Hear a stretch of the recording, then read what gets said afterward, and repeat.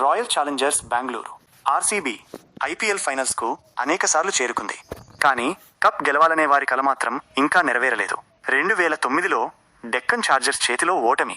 అనిల్ కుంబ్లే నాయకత్వంలో ఆర్సీబీ ఫైనల్కు చేరింది. కేవలం 6 పరుగుల తేడాతో డెక్కన్ చార్జర్స్ విజయం సాధించింది. మొదటి టైటిల్ ఆశలు అడియాశలయ్యాయి. 2011లో చెన్నై సూపర్ కింగ్స్ చేతిలో ఓటమి. క్రిస్ గేల్ అద్భుతమైన ఫామ్తో ఆర్సీబీ ఫైనల్కు దూసుకువచ్చింది. చెన్నైలో జరిగిన ఫైనల్లో సీఎస్కే 58 పరుగుల తేడాతో భారీ విజయం సాధించింది. ఫ్యాన్స్కు మరోసారి నిరాశే మిగిలింది. 2016లో సన్ రైజర్స్ హైదరాబాద్ చేతిలో ఓటమి. విరాట్ కోహ్లీ కెరీర్లో అత్యుత్తమ ఫామ్లో ఉన్నాడు. చిన్నస్వామి స్టేడియంలో హోమ్ గ్రౌండ్లో ఫైనల్ జరిగింది. హైదరాబాద్ నిర్దేశించిన లక్ష్యాన్ని ఛేదించడంలో 8 పరుగుల తేడాతో విఫలమైంది. ఈ ఓటమి అభిమానులకు అత్యంత బాధాకరమైనదిగా మిగిలింది. ప్రతిసారి ఆర్సీబీ ఫైనల్కు చేరుకుంటుంది, కానీ కప్పును చేజిక్కించుకోవడంలో మాత్రం వెనుకబడుతోంది.